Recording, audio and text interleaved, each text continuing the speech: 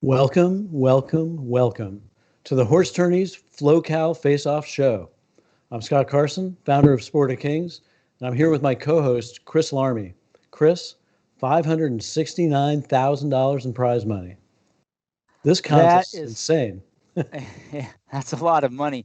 200,000 to the winner, $80,000 for second place. I mean, that's some big dollars on the line, and it will really get exciting on that second day when we get to the last few races. So I'm really looking forward to the entire contest, but in particular when we really get down to the nuts and bolts of those last few races, when all the money's on the line, should really be exciting. And the contest is in progress. There are only 4 races left. But before we show the leaderboard, we'd like to introduce you to introduce the contest and the rules and the bonuses and the prize money with the two main guys from Horse Tourneys, Eric Wing and McKay Smith. So we're going to go to a pre-recorded interview with them right now. And we have with us Eric Wing, Communications Director of Horse Tourneys, and McKay Smith, President and Founder of Horse Tourneys. Welcome, Eric and McKay. Thank you. It's great to be here, Scott. Thanks, Scott, and thank you for doing this. We think this is a terrific start of hopefully a long-term relationship. Yeah, well, hey, thanks for the idea. I'm having a blast doing it, and we're only on Wednesday, so. Right.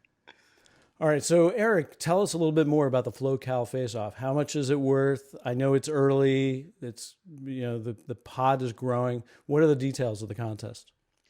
Well, as of now, the pod is up to 315,000, Scott, and that by definition means it's going to be a record Flo-Cal Faceoff because last year Thomas Blosser of Cornville, Arizona, won $87,000 in the first ever Flo-Cal, and the total pot 12 months ago was 225,000. So we've blown past that. That's the good news. We're up to 315 now. There's a little bit of projection involved in what it'll be come post time of the first race at Gulfstream on Saturday. But I would say we're looking at maybe even approaching 400,000 to maybe, if we're lucky, $500,000. So that's what we're fingers crossed are hoping for. And that's what people are playing for. What they will be playing on both Saturday and Sunday is the full cards at both Gulfstream and Santa Anita.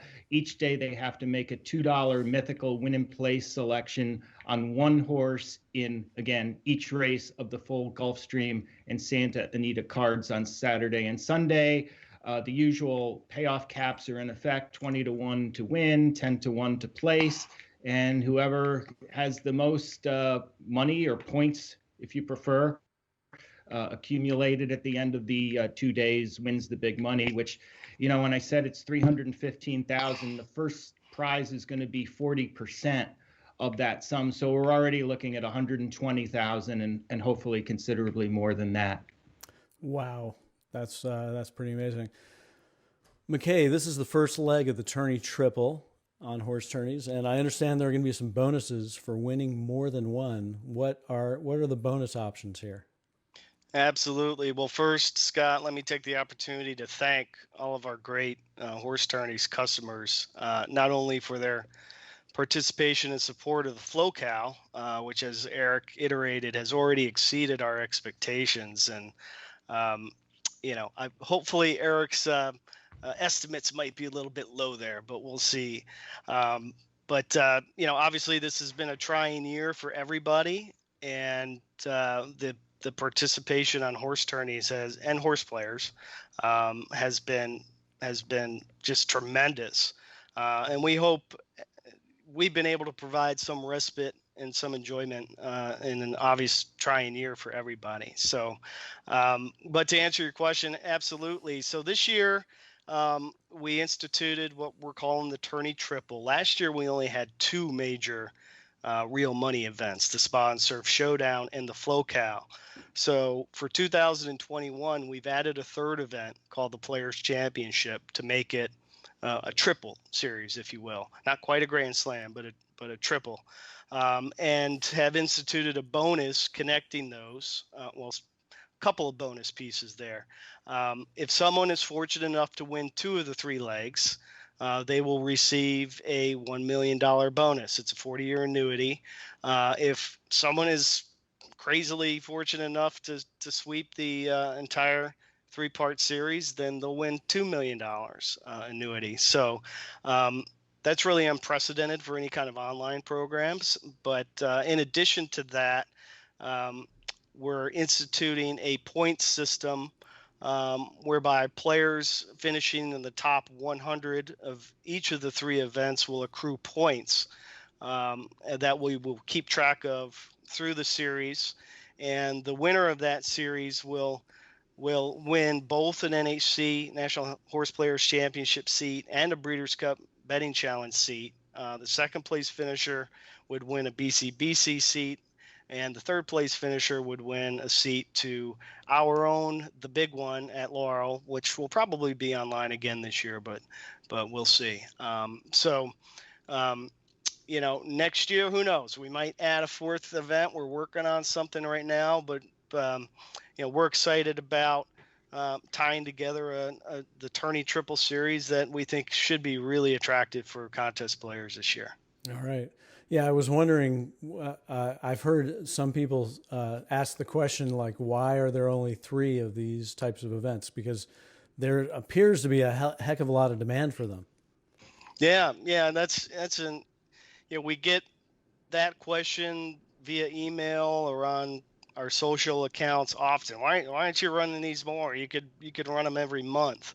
And I obviously for any business, balancing supply and demand is always tricky, and there's never any right answer. But you can look to the sports world for some guidance there, right? And look at tennis and golf. There's 4 majors. There's not 10 majors, right? In our case, and look at horse racing, right? There's the 3 Triple Crown events, and there's the Breeders' Cup. Maybe you could throw the Pegasus in there, but you don't want to overdo things. And in our case, of course, having the qualifiers feeding into the major events is critical. And we think that having at least 3 months or so to feed into a major event is really what it takes to turn it into a major event. That's really the approach that we've taken lately. Eric, you can chime in on that if you'd like. Well, I would only additionally point out that from a practicality standpoint regarding one's pocketbook, there is a significant difference between shelling out $118 for a feeder and ponying up $1,500 in the case of the Flo-Cal or $2,000 in the case of the Spawn Surf Showdown to buy in an entry. And if you don't have that those weeks or sometimes months of feeders, what you're going to have is a disappointing result in terms of, you're not going to have the number of people plunk down $1,500 as you will $118. People will pay $118 repeatedly. $1,500 can be a big ask. So that's also a reason why we don't have these, as McKay posited, every month. Okay. Well, guys, we're going to have our first live race on the Flo-Cal Faceoff Show coming up soon. So I want to thank you for spending the time with us and filling us in. And most important, thanks for offering these contests. It's our pleasure, and we're delighted to be part of them, to be bringing them to the people. They seem to enjoy it, and we're also delighted to be working with you and Chris, Scott. All right. Well, hopefully this is the beginning of a beautiful friendship. Absolutely. Thank you, Scott, and Chris, of course. All right. Take care. All right. Bye-bye. Starting to get excited as we're getting down to the last 4 races of the day. There's $14,000 going to the person with the, day 1 lead. And there, of course, $500,000 up for grabs in the contest. So let's take a look at those races, Scott. What do you think about this next race, the 7th race? If you were in the contest right now and you're near the top of the leaderboard, what horse are you landing on? Well, if I'm near the top of the leaderboard, I'm landing on Airman because he's had two pretty solid races, and third time's the charm, and Umberto Rispoli. So that's who I would go with if I'm near the leader. Yeah. So let's say that's the horse you like the most, and you're having a good day, and you go with him. Let's say you're not on that first page or two of the leaderboard. Then what horse are you looking at in here as your price play? I'm thinking about Daniel's Magic. Now he is a crazy long shot, but look, we just had a crazy long shot. Yes, we did. We did. and anybody who picked that horse is celebrating. The Daniel's the 7 is Daniel's Magic. He ran on synthetic last time and then was shipped to Owen Hardy in California. And he's more turf bred than synthetic bred. So I think he's got a viable shot. Yeah, and he could be on the lead in here. And anybody that's followed Santa Anita racing knows that being near the lead or on the lead on the rail is not a bad place typically to be. So after what happened in that last race, I wouldn't talk anybody out of the 5 horse 30-1. I'm sure people near the bottom of the leaderboard might be on that horse as well, because I don't know if you'll get a better 30-1 shot in this race coming up. Although there are a couple other big prices on the board. The horse I landed on, and we talked about this on the pod yesterday, is the 3 horse Endless Sunset, who's a little better price than Airman. He's 6-1 right now on the morning line. I'm 6-1 on the board. And, I think this is a horse that's got some upside, had some excuses in its last race, and it gets Lasix this time. Now there's a 3-year-old. The 3-year-olds can run on Lasix. They weren't able to do that as 2-year-olds. And one thing to note about Airman is he is not on Lasix. So it'll be interesting to see if that makes much of a difference. I think it might, but we'll have to wait and see. So this is a maiden race. It's an interesting race. There's some other horses that people could land on. It'll be real interesting to see, on the leaderboard, and we'll get a chance. What's neat about this live format is as soon as they open the gates, they'll refresh the leaderboard, and we'll get a chance to see what horses the people, near the top of the board are on. And that'll be really exciting on that last race today, where all that day money's up for grabs, and a little bit of game theory comes into play among those top few people on the leaderboard. 14,000 in first place day money on the line today and also tomorrow, but today, and second place is 8,000. So it's not chump change. Yeah, even down to 1,500, you get kind of get your entry fee if you paid in and didn't win your way in and back. So that's interesting because that day money is big enough to maybe influence the play of the players right at the top of the board. They might get a little more conservative than they normally would just halfway through a contest like this. So that could open up the door for some opportunity for people to make up some ground on price horses that, some of these leaders might typically play if it weren't for that day money.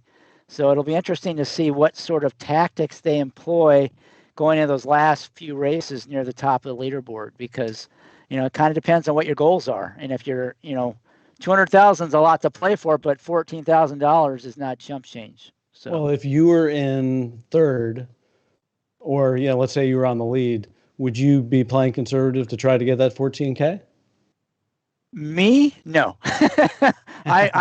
I'm trying to execute my game plan I'd set out to do for the contest. I'm really in it to try to win that first place prize overall, but it really depends on the player. I know some players that are very happy to $10,000 or $15,000, or everybody is, of course, but I mean, they're willing to play for that and then just, focus on the bigger contest tomorrow. So I don't know. I have a feeling some of the players may get conservative and try to, block or just, go with the chalky play that could win them that day money. But you never know. It'll be interesting. That'll be fun to see what the personality is. A lot of it would depend on like how you feel about the race. Like if it's a horse that you really love and you were planning on playing it no matter what, then you should play it because you think the horse is going to win. But if you don't have a clue, then you might try to do something more conservative. Yeah, that's a really good point. I mean, like Paul Sherman always says, and I think he'll probably say this when we talk to him in the interview coming up. Play the horses you like, especially when it counts. So, he doesn't get tactical until he absolutely has to, where other players might, be a little bit more tactical in terms of what horses they play. So it's probably, it's actually, they're a little behind at Santa Anita. But maybe we can bring up that screen and bring up the live race and see the warm-ups, and then maybe take a look at the leaderboard on the right.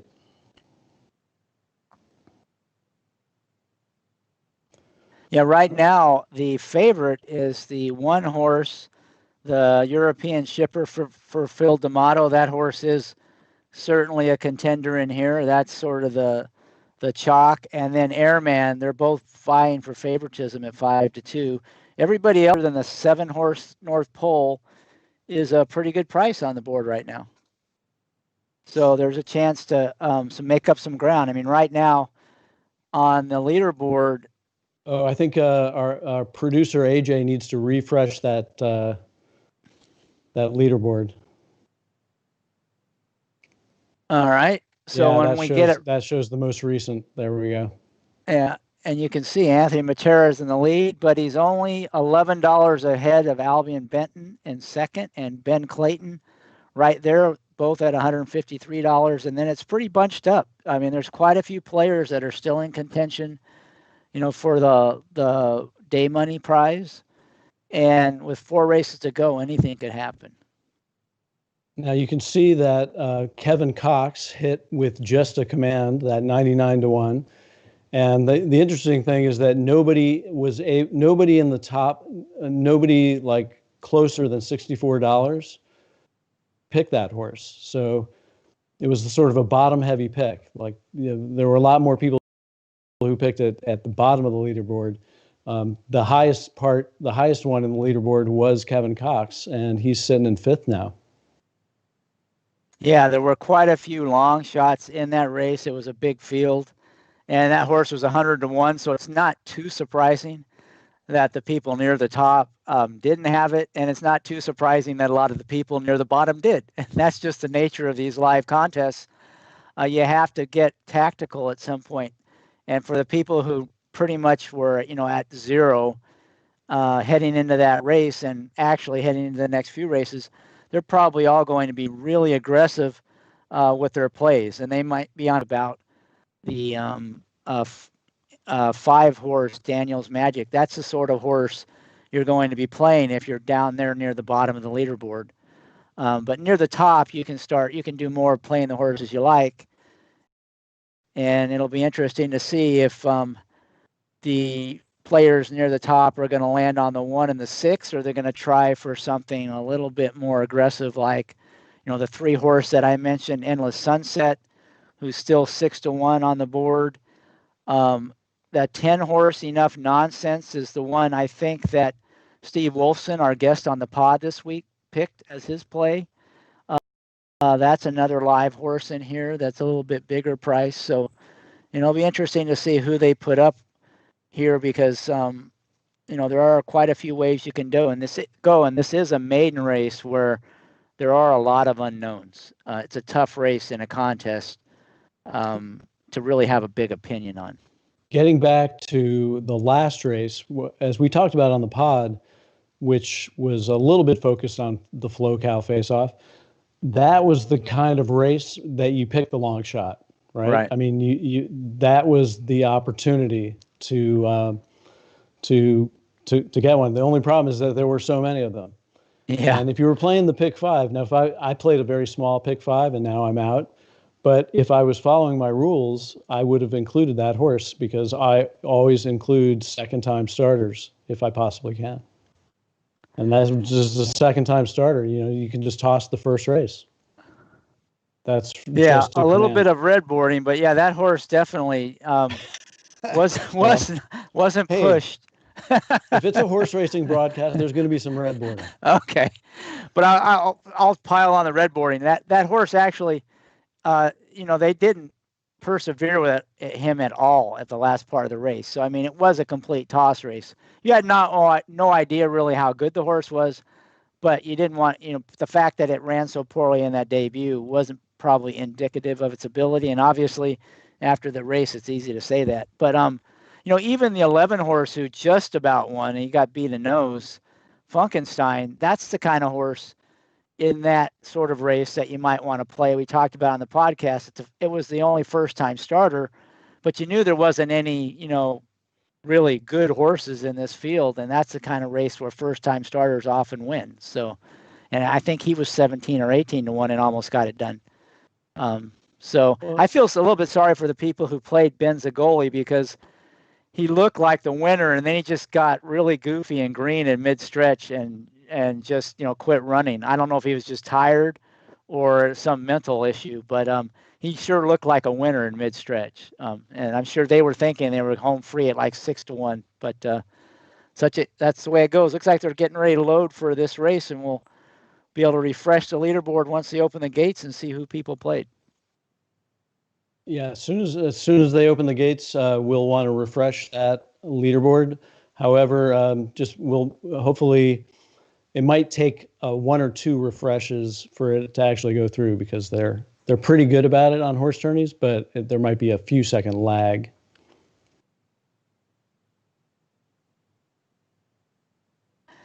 Yeah, I just noticed that the people in second and third had that Funkenstein horse. So, looks like they got off. some good place money. Looks like we've got Daniel's Magic. Albion Benton went with your long shot, Scott, the 5, and sitting in second place. He's being very aggressive, whereas Anthony Matera went with one of the favorites in the North Pole. So, and fourth place, Eric Kurtzel has Earl's Rock, and in third place, Ben Clayton's on the 10 horse, Enough Nonsense. And right now, Enough Nonsense went right to the front from that outside post, so he kind of overcame that outside post, got some good position, and that people who play that horse have to feel pretty good. Ooh, let's see. Yeah, I've got a little lag here, so. Well, we've got a 25 to 1 shot. Man Friday sitting in a nice stocking spot in second, so people on that horse are probably getting a little bit of a thrill. The favorite's getting a good trip tucked in third place. That's Earl's Rock. And then the 9 horse, Exalted Joy, is another long shot, 40 to 1, that is starting to fade off a little bit. So right now it's kind of a 3-horse battle. The favorite just eased out to the outside. Earl's Rock, that's who that's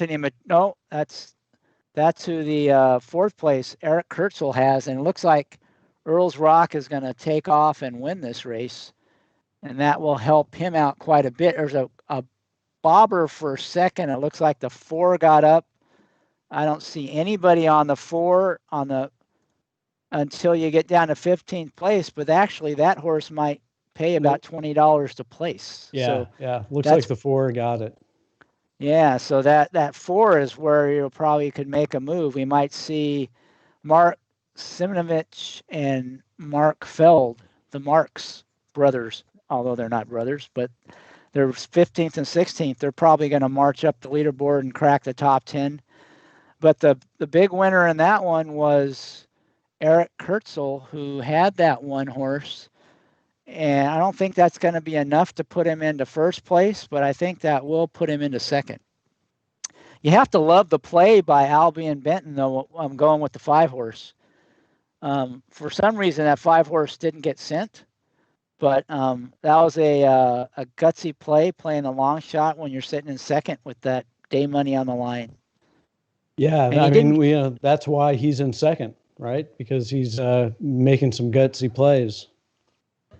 Yeah, and he actually didn't get hurt that much, given that the favorite won. So he took a shot, and he lived for another race. I think he might have fallen from second to third, but he didn't fall any farther behind the leader. So it didn't really cost him that much. I think the big winners there were Eric Kurtzel, who's going to move up into second, I think, and Mark Simonovich. That's got to be related to Steve Simonovich. Yeah. Yeah. It might be his brother. His brother. So Steve-O and his brother moves up, probably into the top 10 with Mark Feld. And other than that, looks like Tony Joe had Man Friday. And that's the kind of horse Tony plays, and that'll move him up the leaderboard. That he'll be getting close. Possibly. I noticed that Tony was very bold with going with Rosa's Way, the 17-1 that won Gulfstream's second race. He hit that with both entries. Yeah, I know he does tend to probably try to zag when everybody else is zigging, and it paid off in that race because that should put him up to, up top 15. And that he will be making aggressive plays for the rest of the contest. So it'll be interesting to see where he goes. Well, while we're waiting for the race to become official and for the leaderboard to be updated, maybe now we can switch to an interview with Evan Trommer, who's a very successful Horse Tourneys player and also a successful live money bankroll player. Hi, Evan. Welcome to the Flo-Cal Faceoff Show. Thanks, Scott. Thanks for having me. All right. Well, the first question I have for you, which I would have for the benefit of all our viewers, is can you tell us where you are calling from? I sure can. I'm calling you from beautiful Sarasota, Florida, on the Gulf side, just south of Tampa Bay. Ooh, Sarasota. Yeah, I've used to vacation in Siesta Key. Beautiful place. Yeah, it's the white sand. It's a great place to be. I agree. The one thing I noticed is I was at a bar with my brother-in-law, and we noticed that not a single person in the bar had glass on except for us, because we were from the Northeast. Gotcha. Everybody had their eyes fixed or contacts. It was interesting. Roger that. Yeah. All right. So, well, the first thing I want to ask you is just a little background in horses. I understand you've owned horses, including a Graded Stakes winner. And I was just wondering if it was anyone we might have heard of. Sure. Yeah, we've been very fortunate. I've been in the horse racing ownership game since the mid 1990s when we claimed our first horse. But I'd probably pick two horses to tell you about. We've been very lucky, and we've had a Grade 1 winner back in 2008, 2009 by the name of Black 17. He was a flat out sprinter, and we campaigned him with Brian Corner out at Santa Anita. I lived on the West Coast at the time, and he won the Grade 1 Vosburg at Belmont, which was a big thrill. It was the first Grade 1 win, and we went to the Breeders' Cup with him. He was my first Breeders' Cup horse. And then we were even fortunate enough to be invited to the World Cup in Dubai one year. I think it was 2009. And we ran in the Golden Shaheen.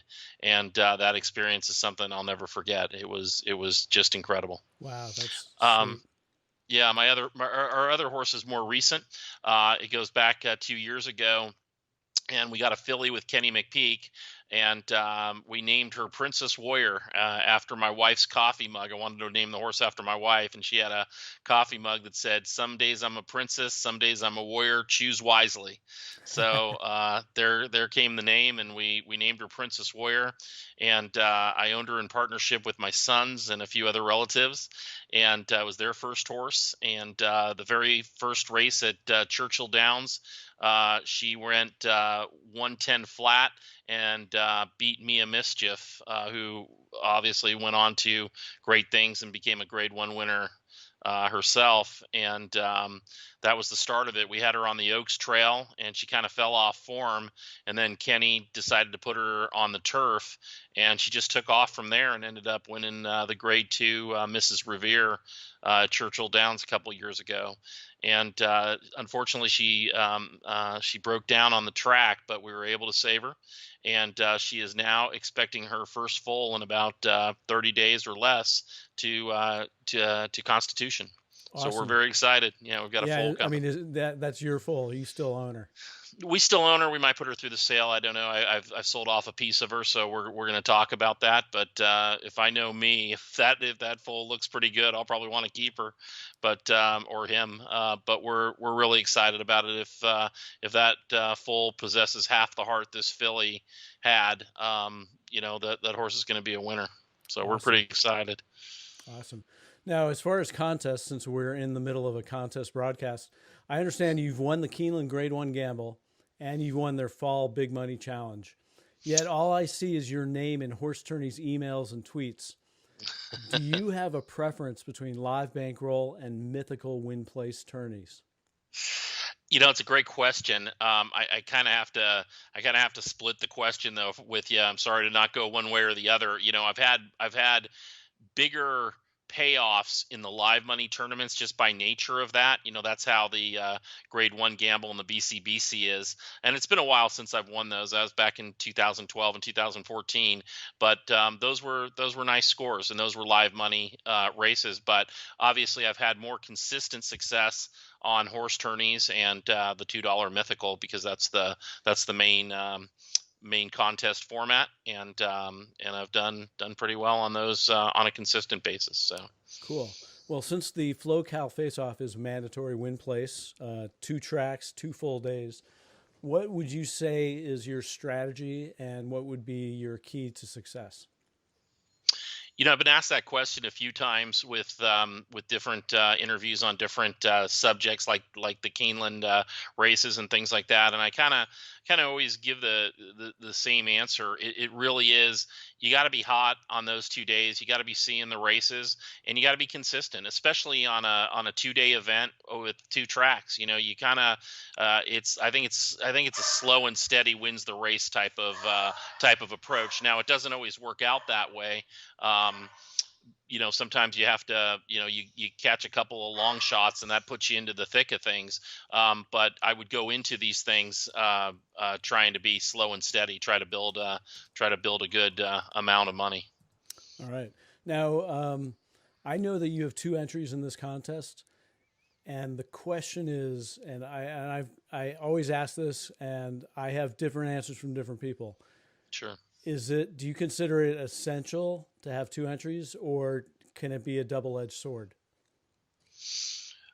Another great question. I'm definitely definitive on this one. I like having the 2 entries. Same thing at the NHC. I've had 1 entry and I've had 2 entries, and I love having the 2 entries.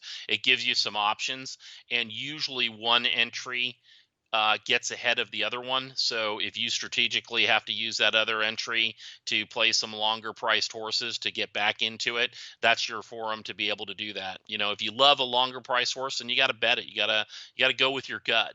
But I definitely love having the 2 entries. I think it definitely helps you. All right.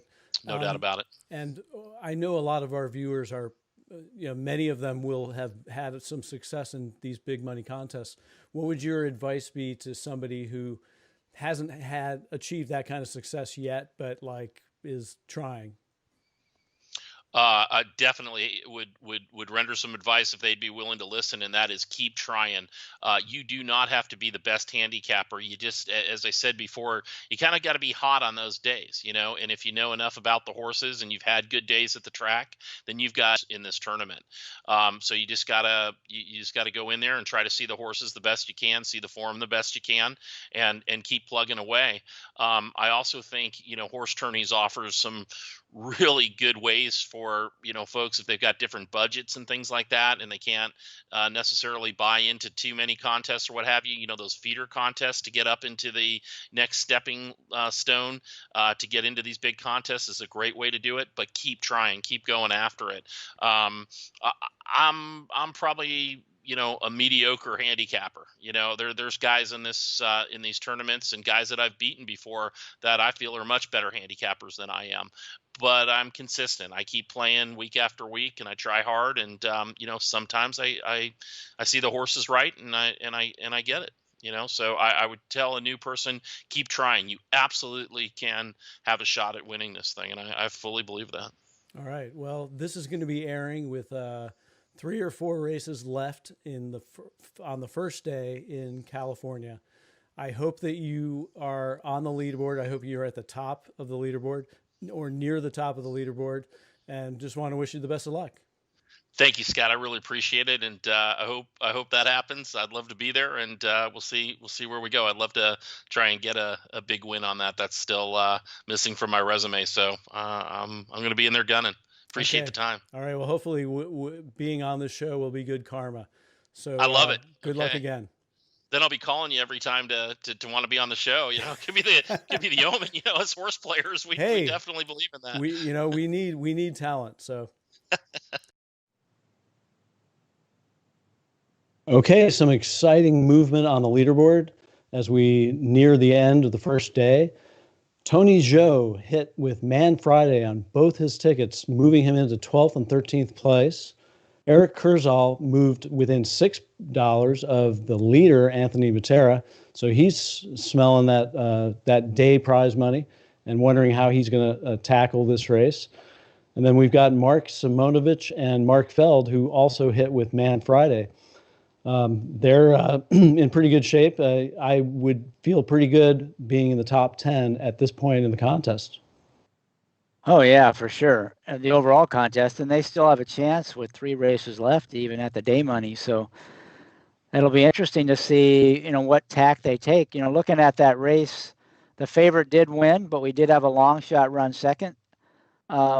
Anything you take out of that last race that any horse you're dying to play back, or anything came out of that last race for you, Scott?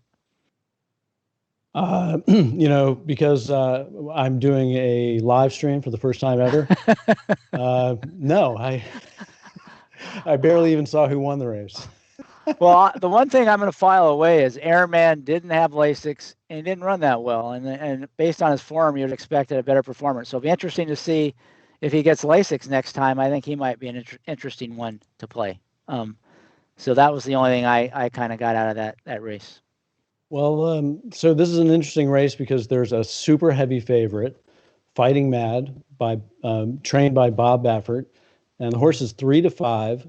And the question is, what do you do if you're jockeying for day prize money here? Do you take that and sort of try to inch ahead, or do you go with a horse that seems to be pretty good value in like Hard Not to Love, who's 5-1 based on a morning line of 2-1? Yeah, I mean, that kind of depends, like you said last race, on what your opinion of the race is. If you think Fighting Mad can't lose, maybe you play that horse. For me, in a contest like this, especially at this point in the contest, I would use that. I would never play that horse because even if it wins, you don't give up much ground. I know you could say at the end of the race, I lost by $5. If I'd played that horse, I would have won. But you could say that about every single horse that you might have played. So I'm always would be a little more aggressive. So I would definitely be looking past Fighting Mad. But it'll be interesting to see, people, especially near the top of the leaderboard, if they go with that horse. My guess is they won't. But we'll have to wait and see. I mean, certainly if you liked Hard Not to Love about as much as you like Fighting Mad, which is sort of where I am on this race, I would definitely play that horse. The 2-horse Fighting Hard to Love before I played the 3-horse Fighting Mad. But, I would probably be looking to get past those 2 because neither one are real reliable, and you're getting a pretty good price on a few of the other horses in here. So if you were going to get past those 2, who would you play, Scott? Well, I would definitely be going past those 2 because Hard Not to Love is not going to go off at 5-1, right? Hard Not to Love is probably going to go down in price.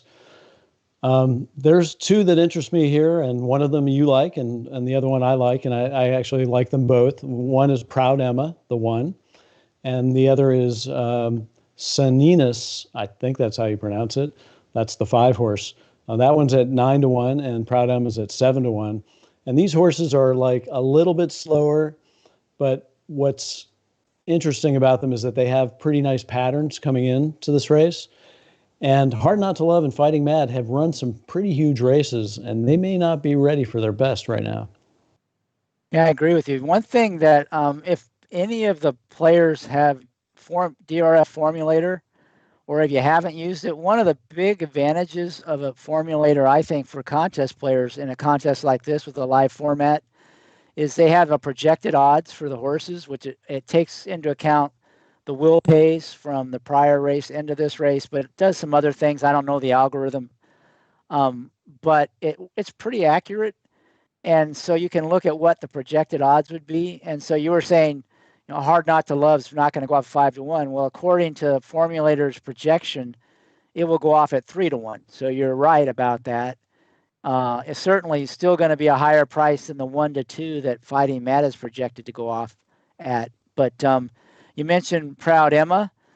She's 7-1 on the projection, and Sananas is 7-1 also. So they're both about the same price, projected to go off about the same price. And then you've got a couple of big prices like Miss Stormy D, who's not impossible in here. She's 9-1 on the board right now, but she's projected to go off at 15-1. For a contest play, that wouldn't be the worst pick you could make at all. I mean, her best race could win this. I'm not sure the race shape helps her out much, but it's I don't know if she can press Fighting Mad or get the lead from Fighting Mad, who's probably going to go out front. But 15-1, that's a pretty tempting price. So that's what's nice. That formulator is kind of nice because you can look past the odds board and get a good sense for what are the late changes in the odds going to be, and what's a realistic odds that you can expect at post time, and it can help you make that decision, especially not maybe so much in an online contest like this where you can wait till the very last second to click the button and put in your pick. But if you're like at the NHC and you got to go wait in line for a machine, it's kind of nice to know a little bit in advance what you can expect for a price, because there's nothing more depressing than going up there and playing a 10-1 shot and then sitting down right before the race goes off. The odds go down to 4-1 or 7-2, and you think, I never would have picked that horse at 7-2. I would have played this other horse who was a better price. Yeah, I prefer the horses that are drifting up in price. Yeah, don't we all? Don't we all? Especially after the gates open. That does happen sometimes. So you're Anthony Matera. You got a $6 lead. We had all this discussion. Who do you play if you're Anthony? Well, a lot depends on who do you like, right? Who does Anthony like? Let's assume he has your opinion of the race. Well, if he has my opinion of the race, I think he goes with Saninas, because if somebody behind him picks Fighting Mad, they're barely going to make up any ground on him, and Fighting Mad wins. And I guess Hard Not to Love, obviously has a shot, but she's also not going to be a huge price. So you're kind of protecting your lead by getting a pricier horse in this scenario. Especially if you like the chances, if you think the favorites are a little bit suspect. Yeah, and I think you don't want to get real tactical with 3 races left, in terms of the day prize money. I think I'd at least wait.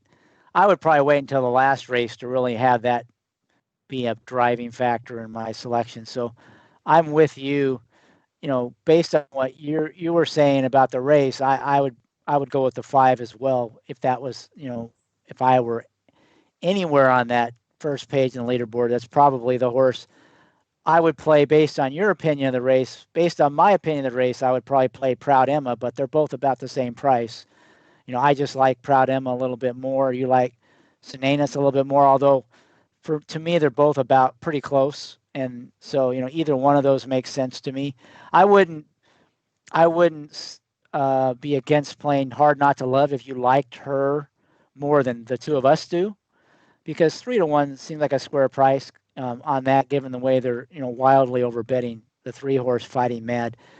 I think I'm against that price as a contest play. You'd have to really explain to me why you picked that horse at this point in the contest. I just don't get it. I know some people would, but at 1-2, which is what its projected odds are, it just seems like that's a wasted pick, and that you have some better opportunities in this race. Yeah, I mean, I think in this race, you have to go with value unless you absolutely love Fighting Mad. I mean, Fighting Mad could air, and like you take the $6. And if you really love Hard Not to Love, but if you're like, I'm not sure, if you've got doubts, then you got to go with a price in this race, at least by my, the way I take it.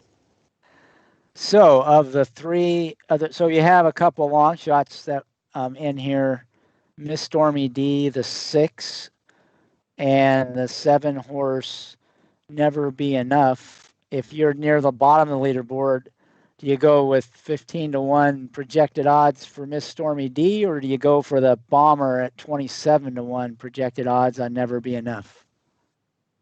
Well, I would say I would go with Miss Stormy D.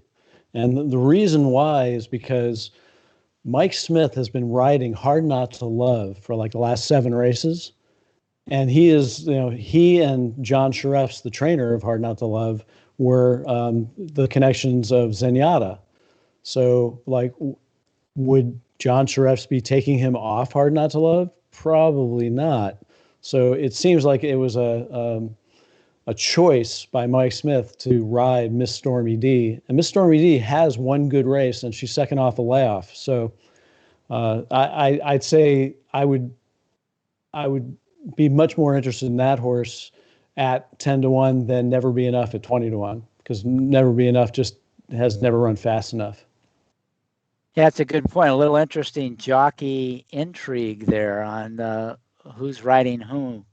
Yeah, I guess of course it depends on your opinion of the race. If there is a chance this race could melt down if Fighting Man goes out fast and the other horses that tend to like to be near the lead all chaser.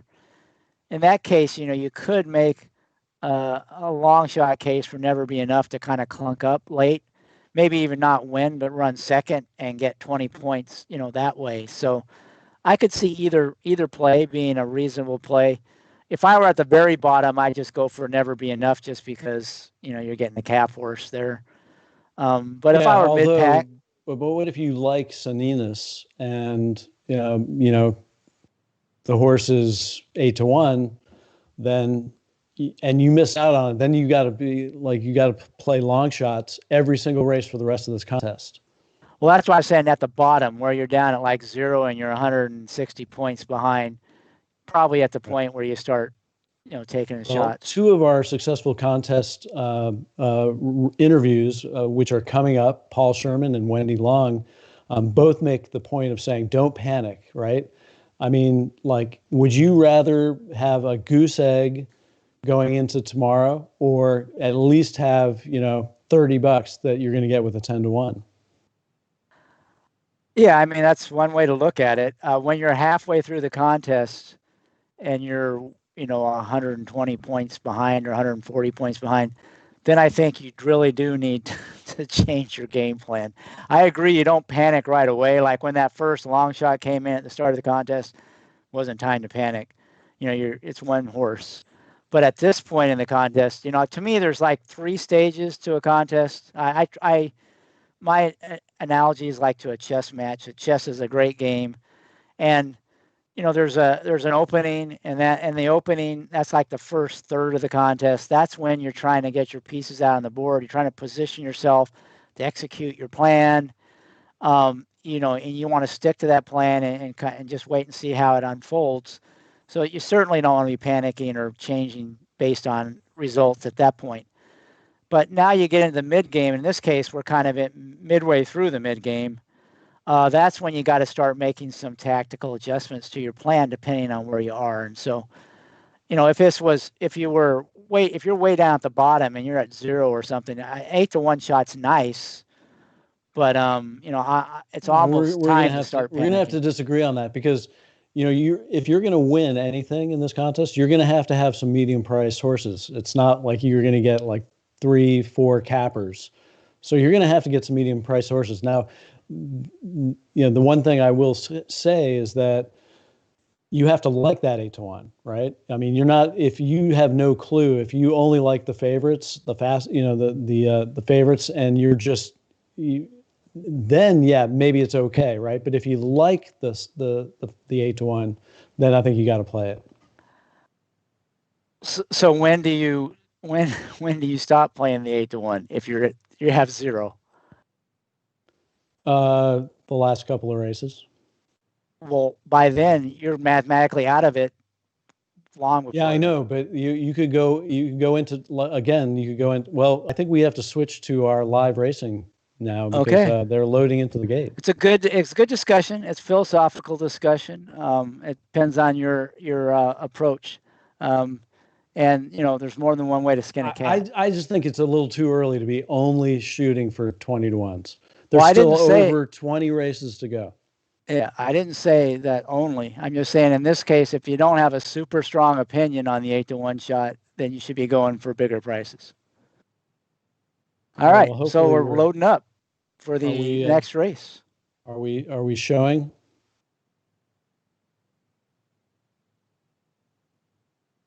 It's good that we have. Getting into the gate. They're getting into the gate. Loading up. It'll be interesting to see if anybody pressures the 3-horse Fighting Mad early, because that's sort of the key to this race. If she gets loose, she'll be tough to catch. And we're about to find out. Okay, well, we know we are live, and as soon as they open the gates, hopefully we can do a little refresh. And Anthony Matera went for your horse, Scott Sinanis. And there you go. Eric Kurtzall staying with his aggressive approach. Well, no, it was Albion Benton, but Eric Kurtzall goes with Miss Stormy D, the 6-horse. Ooh. And Albion Benton was conservative with Fighting Mad. Yeah, contrarian. Okay, well.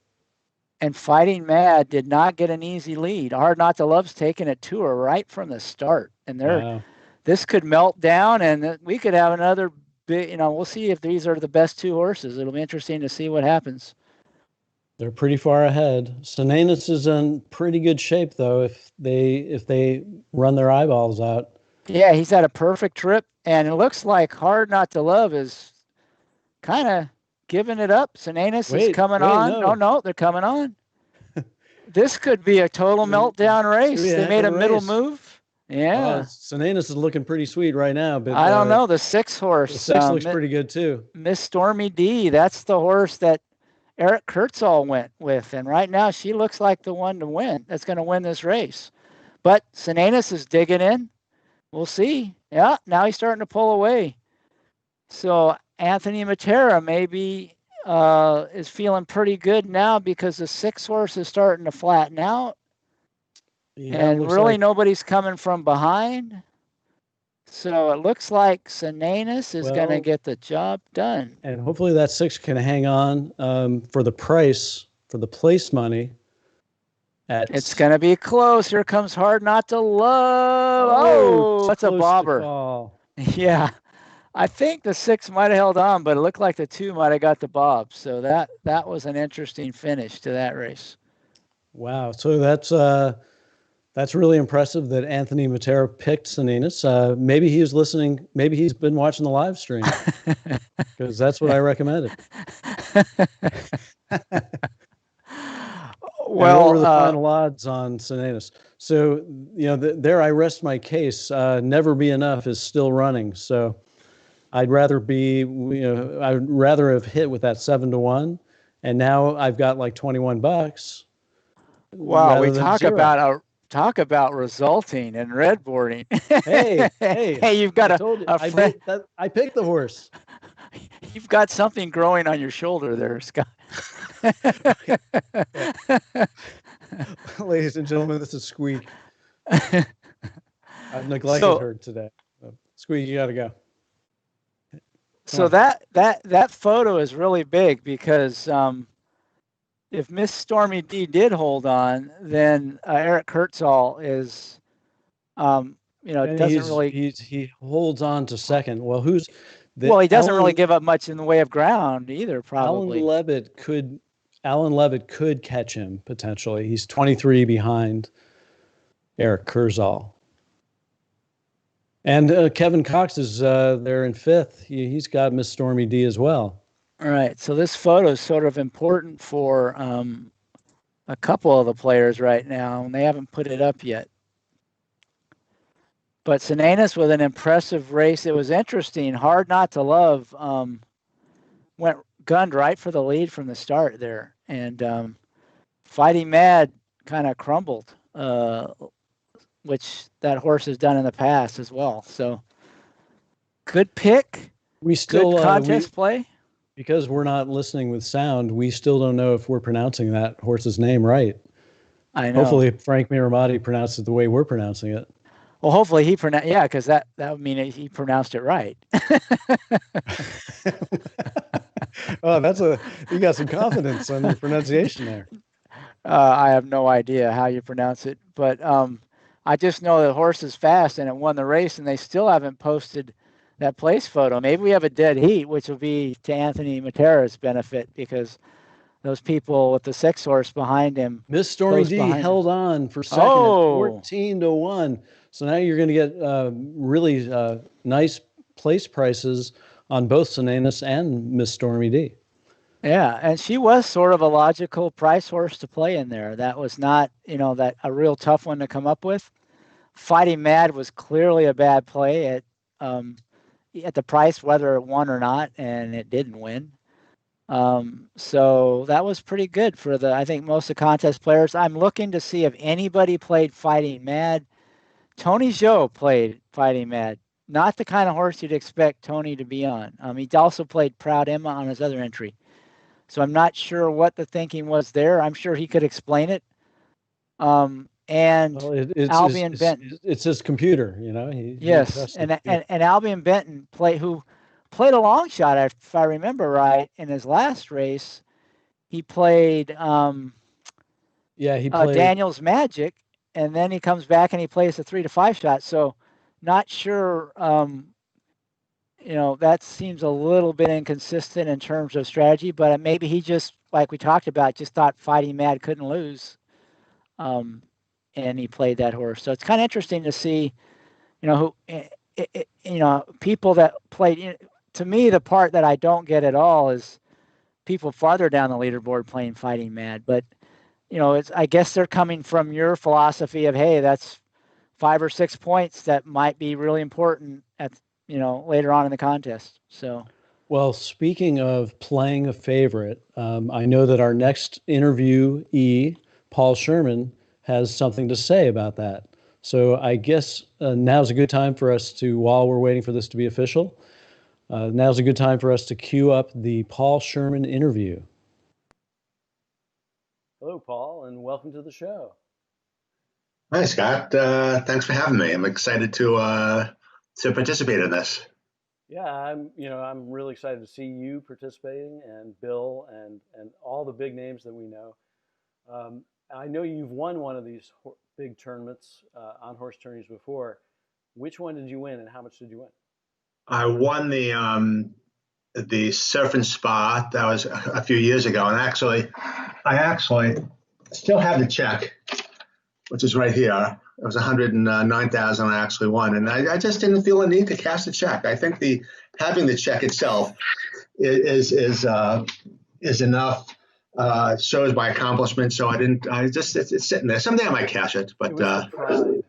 Yeah, it was the pride. It goes with my other trophies, and so actually it got lost in the mail for a few days, and McKay actually just sent the money to my bank account, and then I got the check. So it's another part of my my horse racing. You didn't try to deposit the check after. Yeah. So who says chivalry isn't dead? I was thinking about it. All right. So for these events, like, I know you have 2 entries. It's nice to have 2 entries. Do you consider that essential? Is it like 2 entries or nothing for you?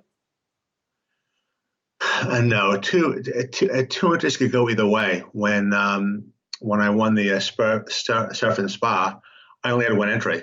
I wasn't even aware of the tournament until the day of, and I was going on the Horse Tourneys website, and I said, "Oh, it's a tournament all weekend, and I'm free." So I signed up for one entry, and that was enough to win. You know, it can go either way. You can have two entries and split your tickets. Any experienced horse tournament player knows that. You can have your two tickets combined for a winning total and not be in the money at all. So there's just different strategy for playing two entries, but sometimes it could be a disadvantage instead of an advantage. Yeah, the old double-edged sword, which Yeah. I agree with. You know, I kind of like only having one entry to the NHC. Yeah, well, it's more fun to have two, whether or not it's an advantage or disadvantage.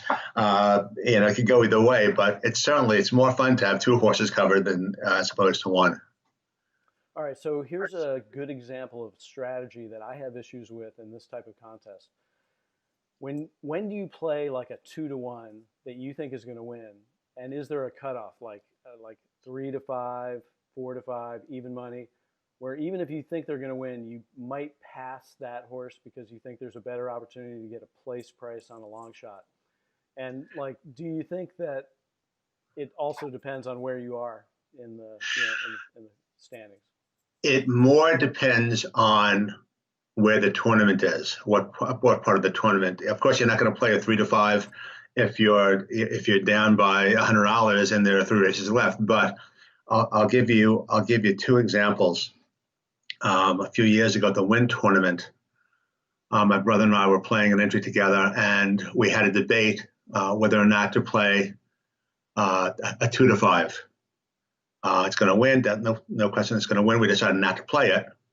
And that $5 was the difference between us not winning and coming in second. So, and in fact, McKay Smith won that tournament. And the reason he won it was because Bill and I decided, we're not going to play that. We'll go for a longer shot and a place price. The other example is a couple of years ago at the Horse Fair World Series at the Orleans. I was sitting with my brother, and John Kinchin was there, and a few others. And I loved the horse. 2 or 3 races left, and it was going to be 8-to-5. I was in like 20th place or 25th place at the time. And I told my brother I'm playing it. And I said, "No, don't play it. It's ridiculous. Don't play an 8-to-5. Now play something better." I said, "I love the horse, Phil. I want to play it." He said, "Don't play it." And I said, "Okay, I won't play it." And I turned to Kinchin and said, "I'm playing it." Right. And I played it, and it won easily. And because of that, it put me ahead of 10 other people. And when I hit the cap horse 2 races later, that got me into second place, where I would have only been in, 4th or 5th place. And that was, of course, a big difference in the money. So I have no qualms of betting playing a 3-to-5 or depending on, especially early in a tournament. That $4, look at the NHC when the cutoff between day 3 and not getting to day 3 can be a couple dollars. You wish you had that horse you loved that paid you $5 at that point in time. So I will play any price horse just about until it becomes mathematically not viable to do so. Okay. And that's it. That's against a lot of people. A lot of people will not do that. A lot of people will refuse. I know people who are good handicappers who won't play anything less than 8-to-1 and 10-to-1. But that's, it's worked for me. So that's my strategy. Well, it's good to be in a position where you can play a 3-to-1 and it's going to do something for you at the end. Correct. Right. That completely makes sense. Now, you mentioned your brother Bill, and I know he has 2 entries too. Right. You guys work pretty closely together. You talk horses every day. Explain how you guys will approach the contest, the two of you separately and together, and do you talk at the end if one of you's near the lead? What do you do? Absolutely, we will. We're talking constantly, especially when when we both have entries. We'll discuss. We might go over horses we like during the day, love during the day beforehand, but most of all, before each race, we'll discuss who we like and who we don't like and why we like it. It doesn't mean we'll both play the same horse. We very often disagree. We both use the same basic handicapping tools, but he uses a few others, and he does things that I don't agree with. He will not play horses, breaking mat side posts. He will not play certain jockeys. He relies a lot on race replays, and I don't. I disagree, and so we have a disagreement. So we don't always agree, but we will discuss races beforehand, and we land on the same horse sometimes, but we do discuss, especially and late in the contest. If one of us is close, we will go over what he likes, what I like, and whoever's in that position, he or I, that person gets the final say. That person will make the decision as to which horse, which one to play, and we'll usually defer to each other in that situation. It's good to have. I'd love to have a brother that also plays. Yeah. So last question, what advice would you give to people who play these kinds of contests and maybe they won their way in, but they just barely won their way in, they've never really had any success? What advice would you give them for their to approach the contest this weekend? Two things. First of all, know what's coming up. Handicap the entire card, or at least have an idea about the races that are coming up, so you know whether or not there's something coming up later on that you can rely on. You have to have an idea of you could have especially on day two, when the last few races in the tournament could be short fields and short prices. You have to know that when coming to a decision what price horse to play earlier. The other thing is not to panic. You can, just because a cap horse comes in race two and you don't have it, doesn't mean you should go for cap horses right away. You have a lot of time. You have a lot of time to make up points. So just don't panic. Don't change your game plan until you have to. I like to make my plays. I know pretty much what I'm going to play, and I stick with that until, again, it becomes mathematically not viable to do it. So stick with your plan. Don't panic. Play who you like until you're forced to play different horses. Great. Well, thanks a lot for all your insight, and good luck in the contest. Hopefully Thanks a lot, on Scott. the leaderboard. Hopefully so. All right. Take care. Thanks a lot. You too. And we're back. And thanks to Paul Sherman for spending the time with us and pointing out that even if a horse that you like is very short price, sometimes you just got to go with it. And that's a very interesting angle considering this race, because there are a couple of favorites here. And I'm kind of leaning towards the favorites. I liked Price in the last race. I thought the favorites were vulnerable. But in this case, I don't know. I might have to go with the horse that I like the most, which in my case is Jolie Olympica. What do you think, Chris? Well, yeah, I mean, if you look at the way they're betting this right now, you've got two horses that'll be close to odds on at post time in the 6 Alexandra and the 7 Jolie Olympica. So, same discussion we had last time, right? I wouldn't play either one. I would certainly look beyond those two.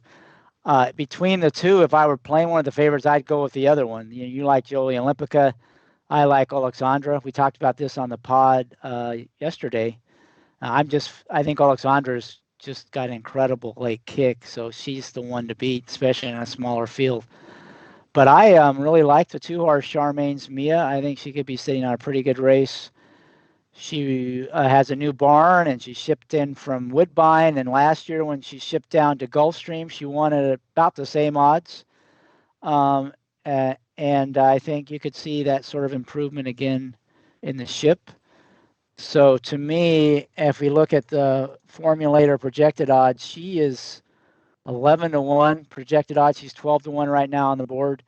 to me, that's the play you'd make, especially if you're someone like Anthony Matera, who has a $19 lead going these last two races. He's still going to be, $10 ahead, even if Jolie Olympica or Alexandra win. And if he could I hit agree with that. I mean, being in first place, you got to kind of protect your lead, right? Adding $6 as if I like Jolie Olympica, that's not going to help very much. Yeah, if the day money is important to you, I mean, $14,000, but you are playing for a $200,000 first prize. So if you're thinking long term, and sort of like you said, you love Jolie Olympica, right? You don't think she could lose, then maybe it makes sense to play her. But if you're like me, where there's, or the crowd, where they've got two horses that are both about even money, and right now the projected odds on Alexandra is 3-2, and it's even money on Jolie Olympica. So, unless you really think one's a lot better than the other, you're, at best you're getting a 50-50 bet on even money shot in a contest. That doesn't seem very good to me. Unless you really thought one. This is one of the things that vex contest players, right? Like you want the value, but you think the horse is going to win. And frankly, I think that Alexandra has as much of a chance of winning as Jolie Olympica. I just like Jolie Olympica's chances a little better because of the shape of the race, because she's going to be right off a pace that might not be that fast because there's only 6 horses in here. Yeah, and with that opinion, I'd say you shouldn't play either one. But if you love Jolie Olympica or you love Alexandra and think she's going to crush, then I could maybe see you making the case, thinking about it's easy money kind of thing. But if you're like you and I, and you don't think one stands above the other, you're not getting much for your much, even from a contest standpoint. Sometimes it's great if there was just one of those horses, like the last race, and you really like it, and you're getting a little more value in the contest probably than you are in the real world, because in the real betting world, because most people are like me and they're not going to play a horse like that. So I kind of get that you can actually be contrarian when it comes to a heavy favorite in a contest. But in this case, where there's 2 of them, unless you really love one over the other, I don't see playing either one. The problem is it's such a small field. Now, let's say you pick Charmaine's Mia or Bohemian Bourbon, another horse I kind of like. Even if you hit that horse, a lot of other people are going to be on that. I'm guessing half the leaderboard is going to be on one of those 2 horses. And so but if you're near the top, you got to think about, do you really want to give up ground to half the people in the contest? 30 points or 40 points to half people in the contest. So I would be playing those. If I wanted to catch up, I'd be playing those 2, even if I was ahead. Lighthouse is another alternative, but she's only going to be 3-1 unless you really think she's better than the 2 favorites. I don't understand why you'd pick that horse or play that horse. I mean, I would consider playing Lighthouse if I felt like Jolie Olympica and Alexandra, if they have equal chance, and I've only got 50% chance, of either one of those. But yet Lighthouse, is pretty fast, and she's been fast and she's been off for a while. She's probably improved in her time off, and she's been off for 5-6 months. So she may be ready to step up as a young 4-year-old. So, but if you think Alexandra and Jolie Olympica are really good, you're saying the chances of Lighthouse winning aren't very good, and you're only going to get 3-1 even if she wins. It's a tough race. It's from a contest standpoint. Yeah.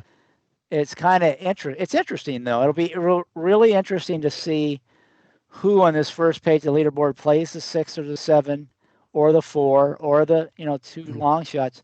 I haven't really mentioned Superstition, but I kind of thought that was the one horse that really didn't have any chance at all in here. Probably means I just put it in the winner's circle. But that horse is projected to be 12-1. And it gets Flavian Pratt, and it's Richard Mandela trained. So, I guess I shouldn't disrespect the horse, but that's the other potential prize play. But in these small fields, the problem with these, especially the mandatory race like this, even if you hit a long shot, there are a whole bunch of other players are going to be on that same horse, right? It's not like, you say, oh, well, I just got a 12-to-1 shot. If you bet on it, that's great. But in a contest like this, when there's only 6 horses in the field, 30% or 40% of the players are probably going to be on either the 1 or the 2, or maybe the 5 if they like that one. So it is. This is where the contest strategy and tactics kind of overlay with your handicapping. So it always comes back to your opinion of the race. And if they have a strong opinion about one of the horses, then certainly that's the way you go. For me, I really like Charmaine's Mia quite a bit. So it's not that much of a dilemma for me. That's clearly the play that I would make regardless of where I'm at the leaderboard. But for other players that are maybe think Jolie Olympica and Alexandra really do look strong, there's really not a really great play from a contest perspective. Well, it's interesting. I'm going to make a final decision. I've been playing mythically. I've been playing along to see how I do in this contest, even though I'm not entered. Right, I play mythically, and I actually think that's a pretty good strategy for people who haven't gotten the hang of it yet. Right, play a contest and don't enter. Don't put up your real money, and wait and see if you actually belong. Right.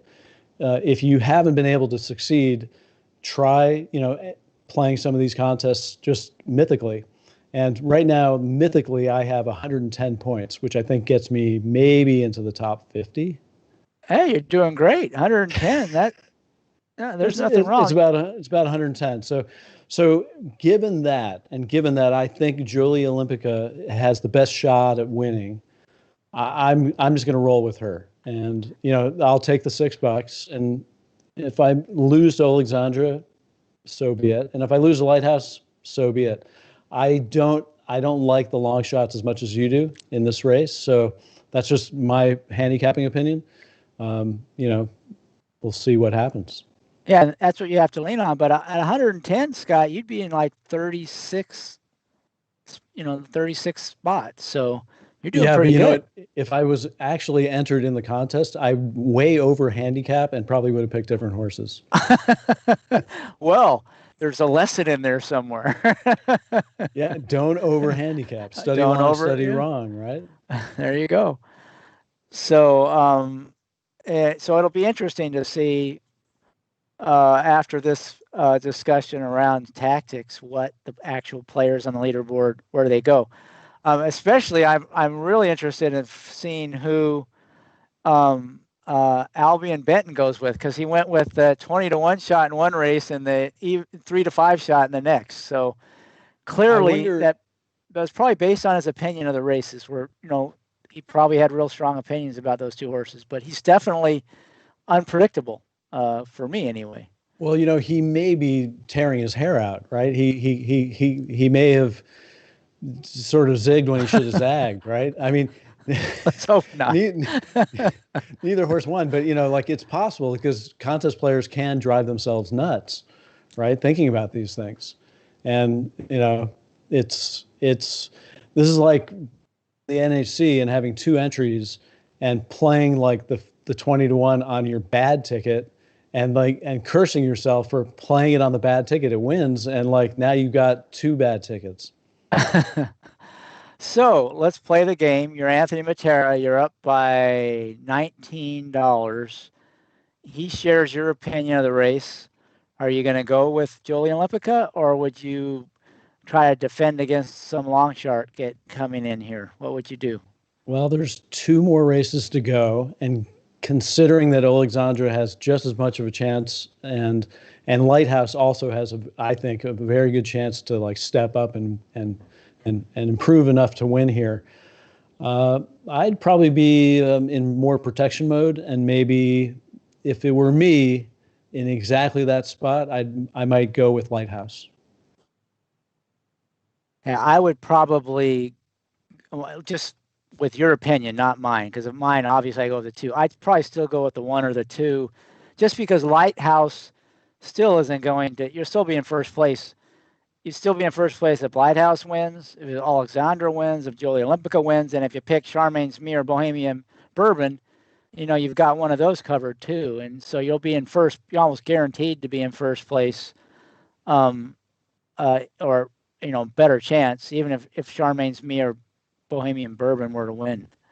So that's probably the way I would go. But you and I'm just naturally aggressive. I know I'm more aggressive than other players, and I'm not saying that's right. That's just my style. And I think that's what you got to sort of find your style and kind of stick with it. So you don't drive yourself crazy, because you don't want to start changing your style in the middle of the contest, right?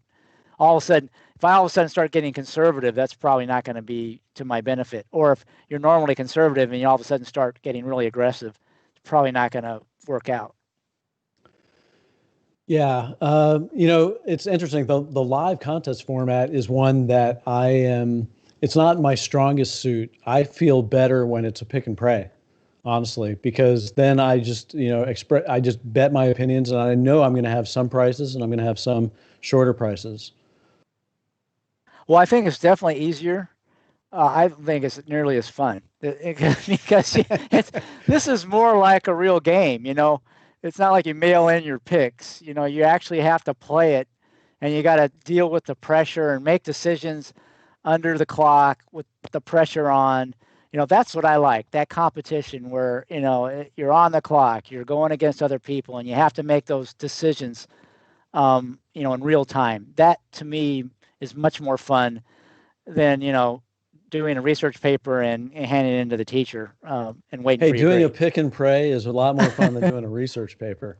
All right, they're loading up right now. So all the talk is over, and now we get to see what the result is, and we'll get to see what the players, what they did in terms of their selections. But this is what, to me, is fun, this discussion about strategy and tactics. That's that whole extra dimension that you get from a live handicapping contest beyond just betting or handicapping that makes it more fun. Yeah. Like I say, interesting to note that Alexandra is 2-1. That's pretty high for a horse that you like so much. Maybe yeah. Maybe well, she's let's wait worth until. it. Yeah, but we got to remember they can change quite a bit after the gates open. Wait till they get over they pass the dirt. Yeah, then we'll know for sure. But you're right. That does seem a little bit interesting, for those who like Charmaine's Mia. Now the projected odds on her, they're off. So let's see what happens. Alexandra's 5-2. So hopefully we can get a refresh of the leaderboard. Yes, Anthony Matera, listen to me. He went with Bohemian Bourbon. Yes. Yes, and so did a lot of the other players near the top. Wow. They only Eric Kurtzall went chalky with Jolie Olympica. So we'll see if his conservative approach pays off. We'll have to wait and see how it unfolds. Bohemian Bourbon, surprisingly, it's Charmaine's Mia and Bohemian Bourbon running 1-2. And my horse, the 2 horse, is opening up, heading into the turn. Where's Jolie Olympica? I don't know, but I just know right now I'd lose. The 2 horse can hang on because I have a sizable win bet on this horse. I'd like to see her get it done. Mike Smith is reliving the Zenyatta dream with Jolie Olympica. Yeah, right now I'm about to say they'll have to sprout wings, catcher, but they might. But I smashed that race from at the windows. All right, and I picked one on the pod too. So the 2 horse, nobody went with that near the top, but Brian Johnson has it, and let's see, what did she end up going off at her final odds? 16-1. That will shoot. 16-1. Oh yes. God. Oh my yes. God. Sweet. Oh, and that will jump Brian Johnson, who shared my handicapping opinion of that race, just shot to the top of the leaderboard. I think it'll be close. 16-1. But So it'll be like close. $50. Who ran second? Because if a long shot. Jolie Olympica got up for second. Oh, she got up for second. So that will cut the place price. So Anthony Matero may have survived the lead heading the last race, which is big because if you're on top, you can't get blocked by anybody in that last race for the day money. Right, yeah, but because Jolie had so much place money on her that may lower the place price on Charmaine's Mia. But Oh, there's an congratulations on that inquiry. pick. Uh-oh. So there might have been There something. might have been something at the start. Yes, I was too busy looking at the leaderboard. I didn't really watch the start, so we'll have to wait and see the replay. I hope they don't take the 2 down. I hope he wasn't involved or she wasn't involved, because that would be. Oh, they're showing the replay right now. We'll take a look. They're and showing the see. start. Oh well. They went away. Thought they were showing. Let's see. So somebody fell, so that's why there's an inquiry. Yeah, somebody went down. It might have been Alexandra. I don't know. Yeah, I think it was Producer Alexandra. AJ, we need to turn the sound off of the feed, the live racing feed. I think Alexandra lost her rider in that race, Joel Rosario. Let's hope he's okay, and that would explain the poor showing by her. But they haven't given a head-on replay, so I'm really not sure what happened. Really not sure what happened. Okay, so we're looking at Brian Johnson potentially taking the lead, but certainly getting up into the top 2 or 3. Probably second. I'm guessing the place price will, with a small field and the favorite running second, he won't get to the lead, but he'll be sitting second behind Anthony Matera. Yeah. So Anthony, I think, might have held on to that lead despite the big price. Now, okay, they're showing it. Oh, I'm not sure what happened there. It didn't look like there was any foul. Somehow, let me see. I'm watching the replay again. There was a little bit of bumping. Maybe caused by the 4 going into the 5 who went into the 6. So if anything, the 4 Lighthouse. But to me, I didn't see enough. Standard procedure for there to be an inquiry. So yeah, I don't think there's going to be a DQ. But no, I don't think we have some other players that are making moves under the surface here, and yeah, Roger Satina, great contest player, was sitting in 20th. Let's switch to our large leaderboard view.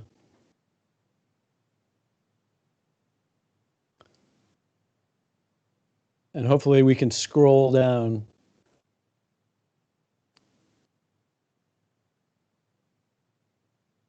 You know what's a little disappointing for me is I made a small pick 5 play, real small ticket, and I was out after the first race, but I've hit every other race, so it's going to pay huge. I wouldn't have ever have had that horse unless I played all.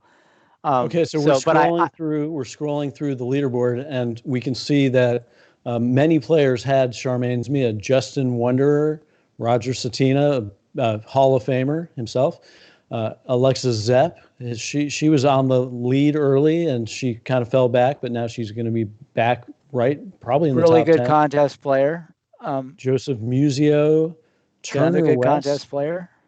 And Brett Weiner, great contest player, especially in these kind of formats. So watch out for him. Michael Capozio and Robin Buser, another good contest player. Yeah, so we got some serious. A lot of people listened to the pod and took your suggestion. Well, it's a little surprising to me, just near the top of the leaderboard, how many of the players took the 1 over the 2. I mean, there's 1 was a really popular pick. Let's see, 5 of the top top 9 and 4 of the top 6 played the 1 rather than a 2. So that's interesting. I know that in the pod yesterday, I got challenged by Stephen Wilson. You know, why would I pick the 2 over the 1? Because the 1 had beaten the 2 earlier this year at Woodbine. So that was a good question, and we had a lot of fun talking about the race. But it's kind of interesting how things unfolded. They still haven't made the race official. Still I think an inquiry. The only possibility I could see is maybe they take the 4 down. I wouldn't, but there's a possibility they do, just because usually when a horse goes down, they're not very forgiving. The stewards aren't. I don't think that should factor into it. I think if it's a foul, it should be a foul whether a horse goes down or not. It didn't look like there was a lot of bumping. It was just unfortunate they sort of clipped heels because of a slight bump. But the worst case would be the 4 coming down. I don't think it's going to affect the top 2, the 2 or the 7. So it'll be interesting when that unfolds. And now we go into the final race. And I'm really cheering for a couple horses in here because I'm live to a couple big daily doubles. Well, since you're on a roll, who are you alive to in daily doubles? Well, it's the same horse that I talked about on the pod on Friday. The one horse Defense Wins I liked quite a bit, and I have a bigger double with that horse. But I also am live to the 9 horse Dapper, who's a little bit more of a price play, but I thought was a live long shot. So I'm live to both of those. A lot bigger bet on the one, but overall, I think I'll probably come out about the same. I'll have to check the will pace once the race becomes official. But I had 3 bets today. 2 of them got beat by a neck, including one I gave out on the pod in the first race at Santa Anita. And my third bet was Charmaine's Mia. That was the other horse I liked today. So 1 out of 3 is not bad when you're getting 16-1. So I'll take it. Well, that was a bold pick, Charmaine's Mia, and that's a horse that I liked as I described on the pod. I just wasn't sure she was ready to win today, especially against those top 2 horses. But there was a lot of luck because one of the top horse I thought was the horse to beat, lost its rider at the start. So that was probably pretty helpful. But sometimes we all get so many bad breaks. It's nice to get one that goes in your favor. I looked like Joel Rosario was fine. He was standing up after the race. The horse seemed like she was fine. So, hopefully everybody's okay, and she'll live to win some more races because she's a really nice mare. Okay, well, while we're waiting for this to become official, and hopefully it will, we might as well switch to our last interview of the day with Wendy Long, who's a very successful handicapper, contest player on both horse tourneys, and she finished 5th in the BCBC in 2012, winning $45,000. So we'll go ahead and switch to that interview, which is a pretty short interview, and see, hear from a Philly handicapper. And we have with us Wendy Long. Wendy, welcome to the show. Thank you, Scott. Great to be here. All right, Wendy. Well, I've known you for a few years, but before I did, I saw your name on many leaderboards, and I always seem to see it in Horse Tourneys emails. So tell us about some of your biggest tournament victories. I know one, which I found when I was looking you up. Apparently you finished 5th in the BCBC in 2012? I did, and that was actually my first BCBC. And I actually wasn't doing very well and came down to the last race. And I actually had always intended to bet Fort Larned and sort of box him up with everything I could think of. And I just knew, who was the Baffert horse that was a big favorite? Game On Dude? Game On Dude. I knew he wasn't going to be there. Woman's intuition or something. I'm throwing him right out. And I think I had like $4,000 or $5,000 left. And I just wrapped up Fort Larned in a whole pile of exotics and stuff. And I went from nowhere to 5th place. So that was a fun introduction to BCBC. Yeah. And how much was that victory worth? I think I took home about $60,000.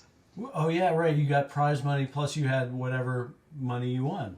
That's right. Yeah. Yeah, I think that was my first BCBC as well, or maybe it was my second. It might have been my second, but either way, I was like, oh, I should have had Fort Larned.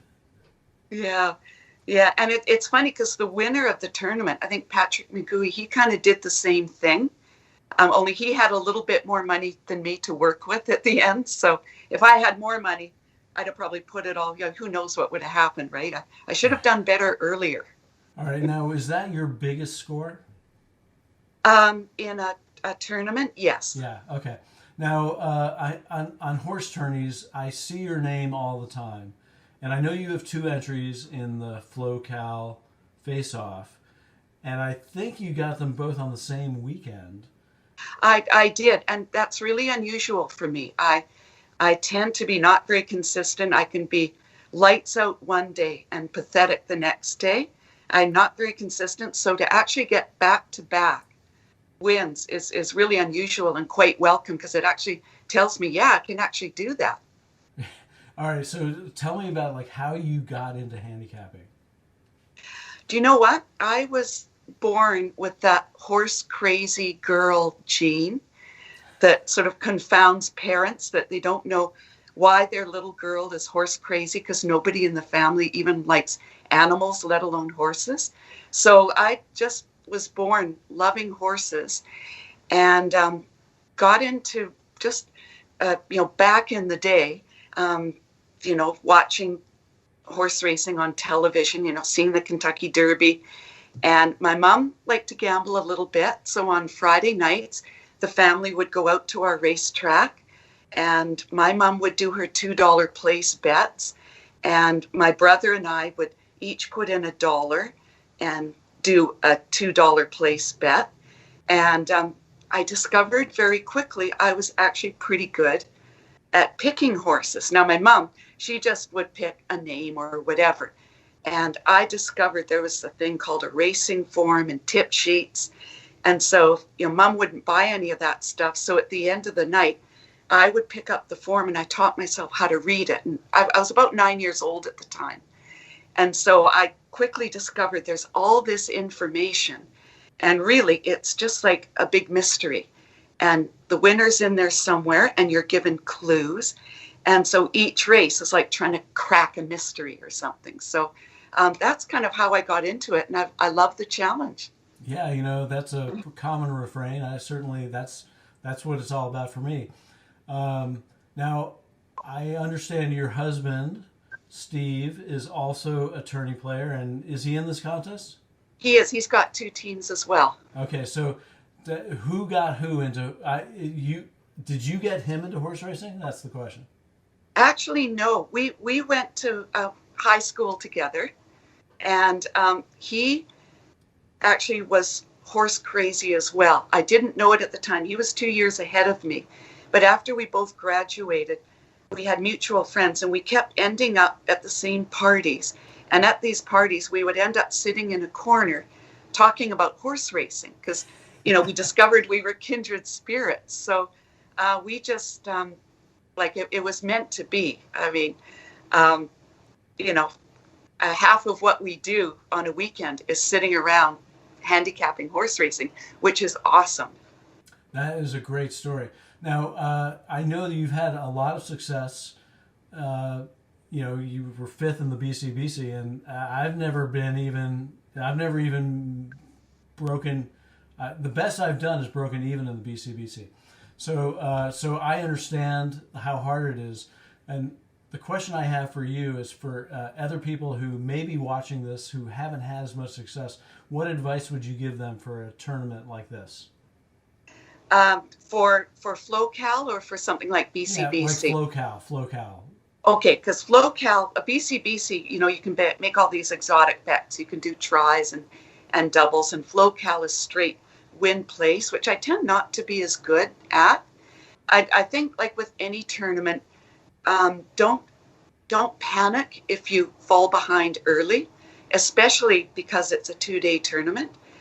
And also, at least for me, stick to your guns. Every time I panic and change, it never works out for me. And I go, darn, I should never change it. I should have stuck with that horse and stuck, because as the tournament nears the end, you're thinking, I'm not doing that great. I better change my picks. And that, for me, that never works. So for me, I always have to stick with my initial picks, and I do way better.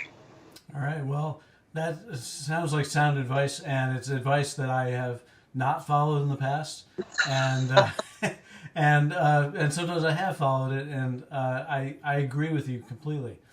We're going to get back to the show. I want to thank you for joining us. Thank you for spending the time with us, and good luck in the contest. Oh, thanks so much, and happy handicapping, everybody. All right.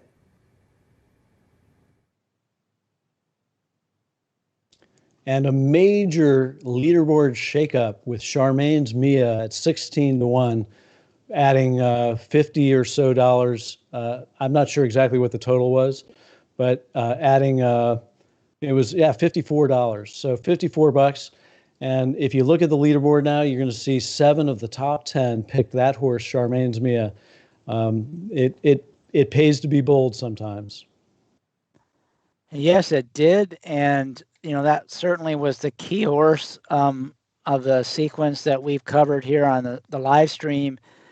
And we've got some really good players that have moved up, like Anthony Matera did manage to hold on. He's still got a couple dollar lead, but it's razor thin. But there's some players like Roger Satina that jumped up, Alexa Zepp, Joseph Muzio, Brett Weiner, Alan Levitt. These are guys, real contest veterans that are up there in the top 10 now. And realistically, they all have a shot at day money. So it'll be interesting to see. This is where you get real tactical. The last race of the day, it's not the end of the contest, so you got to be careful. But I mean, there's enough day money to get people's interest. I mean, it's 14,000 for first, 8,000 for second, 4,000 for third, and then 1,400 for fourth. So people are thinking about ending the day with some money in their pocket, and that might influence what they play in this last race. Well, it's really interesting. Hopefully we can scroll down the leaderboard a little bit just to see some new names that also picked Charmaine's Mia that were lurking under the surface. So we see that Bill Chenvert has shown up, and there's Jonathan Kinchin. JK making a move with Charmaine's Mia. He must have listened to the pod. Big New York contest player. Ken Seaman makes a move into the top 50. Tony Zoe's still hanging tight in the top 50, even though he didn't have that horse. Ryan Flanders connected with Charmaine's Mia. Sheldon Upspreck. I don't think I've ever pronounced his name, so I hope I did that right. John Gasper. Charmaine's Mia. So Charmaine's Mia was very good to many different players. Yeah, we talked about it. The thing about that is, you wanted to have that horse, but you knew there'd be a lot of people on either the 1 or the 2 if they won, right? And it probably, if we looked at the lower pages on the leaderboard, you'd see 1s and 2s everywhere. So the good news is that result probably brought a lot of people back into where they feel like they still have a shot tomorrow, right? You hit that $40, $50 horse, even if you were down at near the bottom, now all of a sudden it doesn't seem insurmountable going into the second day. So, that's good. A lot, especially if you look at the prize money overall, they pay all the way down to 28th place. So, that's got to make a lot of people feel good that now they're back in it, right? Chance to make some money. Absolutely. Which now brings us to a point of, well, who do you like in this race? Who do I like? Yeah, as just my pick. We'll talk about who we like, and then we'll talk about contest theory. Yeah, it's interesting that there's a surprisingly heavy favorite in the 4-horse Great Power. So, that you always start with the favorite in these races, and especially in the contest. You'd have to, if you really like that horse, and you're Anthony Matera, do you play that horse, or do you think that the Brian Johnson in second's going to play that horse, and you go with some other horse and to block him, or do you play that thinking he's going to play it and you can block him, or do you think he's going to get off another horse and you want to get somewhere else? I mean, this is where it gets into a little bit of the game theory, because there's, all the way down, even Roger Satina, he's only $17 out. So you need a 6 or 7 to 1 shot to catch the leader. And so if you're, Roger, you're definitely looking past that favorite and, to some other horse. And on the pod, you and I picked a couple of horses that had some decent prices. So who did you like, Scott, that past the favorites that you thought would be a live long shot if you're sitting there behind Anthony and you're trying to pass him up for day money, or even if you're on anywhere, on the leaderboard and you're trying to move up, who would you go with? Well, the first thing I'm going to say is no matter what, I would go against Great Power in this race because I think the horse is a bad favorite. Now, that doesn't mean like it the betting isn't justified. It's the kind of horse that ran really fast when it was young, and now is like gimpy, claimer, and I don't trust the horse. So to me, that's a favorite, like Fighting Mad, right? Maybe not as overbet, but I definitely want to pick any other horse besides that horse. Well, let me add some fuel to that fire, because the horse was just claimed by a barn that, in dirt sprints, off the claim is 2 for 30. So it's kind of hard to take an even money horse off the claim for a barn that goes 2 for 30. Doesn't mean it can't win, but it sounds like a bad bet to me. It sounds like a bad contest play. Hopefully that horse is a dumpster fire of a bet. I'm not going to go that far, but if you're listening and you're in the contest, you could tell Scott and I would say, yeah, great power is definitely not the way to go. So we know that. So where do you go? Well, so there are, there's a variety of horses that I was sort of interested in. I was interested in Defense Wins, but the horse is being played at 9-2. Now, that is sort of my most logical play, but I don't necessarily like it a whole lot more than I like the 6, Bob Sniper, who just ran a race that was equal to his best and has good spacing since that race. So that's a jumping off point for me when I see a horse, especially late in his 4-year-old year, match his best race as a 3-year-old. That means he's ready to improve a little bit more. So at 15-1, I'm mostly interested in Bob Sniper, and in my mythical play, I'm still now I'm probably off the top 50. So I need to make a move, and Defense Wins I don't like it enough to pick it over a 15-1 that is only a little bit slower than that. So given your little mythical contest you're playing, you're at 110 or something, you would play Bob Sniper, try to move up the leaderboard with that 15-1 shot. Yeah, I mean, if I loved Defense Wins a lot, but the thing about this race is that these are sort of unreliable claimers, right? They're not consistent, and therefore, this is an opportunity to hit with a nice price. So I think it's kind of like that 7th race, or was it the 6th race where we had the 99-1? It's not quite as crazy as that race, but it's still a little bit of an opportunity. So this is where I want to experiment with a price horse. Yeah, I wouldn't talk you off that horse at all. I think he has a shot. 15-1 seems like a pretty good price. The other sort of longer odds horse that I liked, and we talked about this on the pod, was the 9-horse Dapper, who I think, he definitely is the kind of horse that I like to play, that showed a lot of talent when he was young as a 2-year-old, went sour, had a layoff, had a prep, and now second off a layoff, could be sitting on a big race.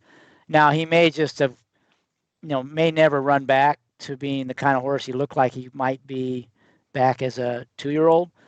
But, time can heal all wounds, and he had a lot of time off, second off a layoff. He probably needed that last race. I think it was just strictly a prep on the turf. So, that's the kind of horse, 9-1 projected odds. I'd be interested in the contest. But I think I like Defense Wins a little more than you do. I like the last race. I like this barn first off the claim. And I kind of like this young apprentice rider who, she's only, I think, had like 10 mounts. Let me see. Let me look. Oh, wait a minute. I forgot why I picked it. One of the reasons why I picked this horse is not only is it fastest, but it's getting that 10-pound weight break. Right. The 10-pound weight break for a rider that, to me, looks like she knows what she's doing on a horse. I mean, she didn't go to the left-handed stick like she didn't look like Mike Smith with the stick, but she sat on the horse really calm and looked good in terms of her posture. And I've seen her go to the lead. I've seen her come from off the pace. She just seems like she might have some potential. And in this kind of race where I expect her from that inside, assuming she gets away to send the horse, that 10 pounds can really make a difference. She doesn't have to do a lot of decision making, assuming she breaks well. Yeah, now I forgot that was one of my main reasons for liking the horse. And, she's getting 10 pounds from Bob Sniper. That's a lot. Just not only is the horse faster than Bob Sniper, but, on the inside, probably going to save ground. It's going to take a lot to catch her. So I'm probably going to, I'm going to switch my pick back to Defense Wins, which was my original pod pick. So that's who you would go with in the contest where you are in your leaderboard. You're at like 110 points. Is that where you're sitting? I think so, because it's going to be hard for Bob Sniper to carrying 10 pounds from a wider post position and from a slower jumping off point. Then I definitely like Defense Wins better. I forgot about the 10-pound bug, and because we're working on this production, which is there's a lot going on. I haven't been able to handicap as much as I normally would. But of course, you are getting quite a bit better price on Bob Sniper. So, it just kind of depends on, you got to factor that in. But I think they're both probably pretty good contest plays. I know. And, I'm going to really regret it. I'm going to be like cursing if Bob Sniper wins this race. If he snipes, if he guns him down in the stretch, the Sniper. The other horse you haven't mentioned, I think could be a decent value play, and I would expect to see some of the people on the leaderboard go for this horse. Is the 3-horse was 4-1 in the morning line. It's 8-1 now. It's projected to go off at 9-1. At the 4-1 morning line, I wasn't that interested, but this horse goes off at 9-1 with the kind of speed that it has. To me, I expect to see this horse on the lead. And anytime in a cheap race like this, you can be on the lead, you're dangerous. So I would expect to see some of the contest players on this 3-horse, and I wouldn't blame him for that at all. Yeah, I mean, the horse has back numbers, so it certainly ran fast as a 2-year-old. But again, these are cheap claimers, so I don't know. I feel more comfortable. I still feel more comfortable with Defense Wins. Oh yeah, that's who I agree. I'm just throwing out some other horses that I think we might see some of the people gravitate towards. And I think that 3, a lot of people like to play horses that can get to the lead. And in a cheap race like this, usually the horses are all kind of staggering home. So the horses near the front typically have an advantage. That's one of the reasons I kind of like Defense Wins as well. I think that horse will be forwardly placed. A player like, Jonathan Kenshin always talks about how he really likes speed. I wouldn't be at all surprised to see him on the 3-horse in here, Uncaptured Hero. Well, especially at that price. Yeah, that. Now you always are a little nervous in a claiming race when the horse seems a little dead on the board. That might not be a good sign. But they're getting ready to load, and we're going to find out shortly who's going to walk away with $15K in day money and who's going to go to bed tonight in the lead with a chance to win $200,000 tomorrow. Right. And who's going to take home $14,000 anyway, either way. Yeah. So it's exciting, and let's see how it unfolds. I think the start will be really important for the one Defense Wins. You don't want to get shuffled back at the start with a 10-pound bug rider. So, I think that start's really important for her and for Uncaptured Hero, clearly. And we'll see what that great power. I think we put him in the winner's circle, the 4-horse. But it'll be interesting to see who everybody has. Right. Yeah. We'll find out soon with a little leaderboard refresh as soon as they open the gates. I got to watch the start. Last time I was doing leaderboard refresh when I should have been watching the start of the race, I didn't even notice Alexander went down. I know. And something might have happened to Jolie Olympica too. All right, well, they're out. The gray does not get a good start. No, not a bad start, not a good start. And so let's refresh the leaderboard, and looks like Anthony Matera went with your horse, Bob Sniper, and the next 3 players are all on Defense Wins. Wow. Who's actually not in a bad spot right now. Right now we've got a 22-1 shot on the lead. Uncaptured Hero is on the lead, but he's getting a lot of pressure from a 22-1 shot. He just went to the lead. Hey, the Dapper's looking pretty Dapper good. is looking pretty good. I got a double with him. I'd like to see him win. That'll be a moneymaker for me. But he's kind of running in place right now. The 8-horse Defense Wins is really saving ground, and may be able to take advantage of that. I don't know this 8-horse. 8-horse Malachi Moxie, Alan Levitt has that horse, and he will be the winner if he can. Great Power, though. Here comes Great Power. Here comes the one late.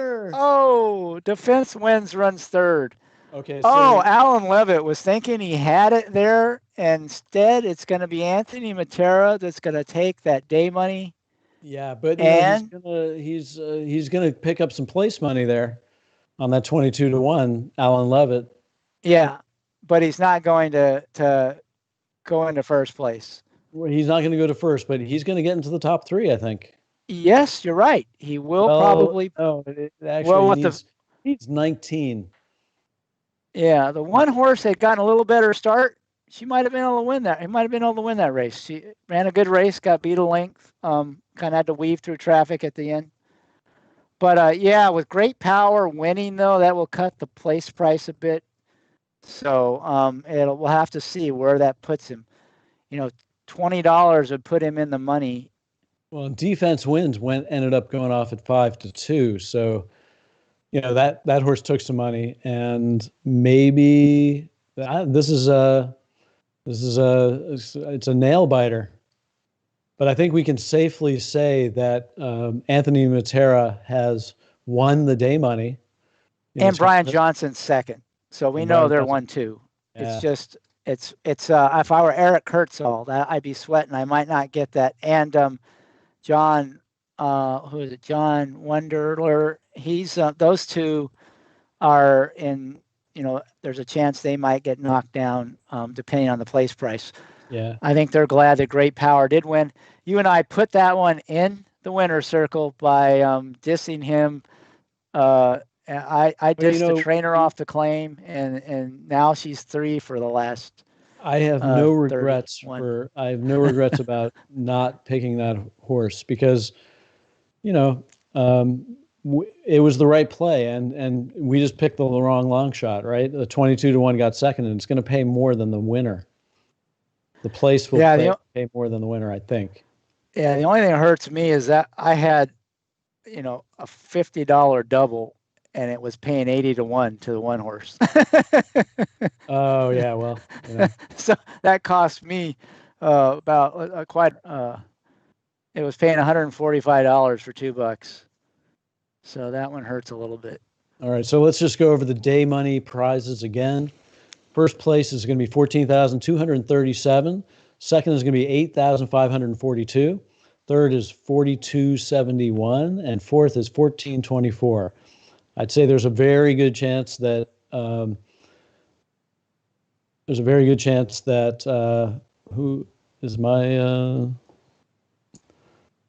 that Alan Levitt has gotten the fourth place money, but we'll have to see and when they make the race official, which hopefully it won't take as long this time because there's not an inquiry.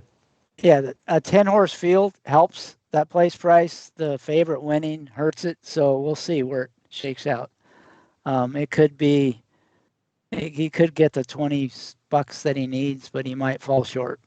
I think we can safely say that Anthony Matera wins $14,000 and Brian Johnson wins $8,000.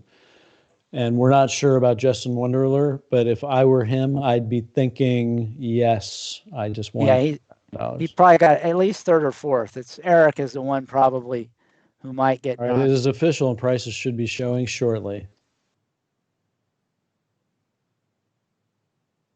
In fact, we probably should be showing that version of the leaderboard with the live race, just so other people can see it as quickly as we are. Now, most people are probably also watching this on their TV.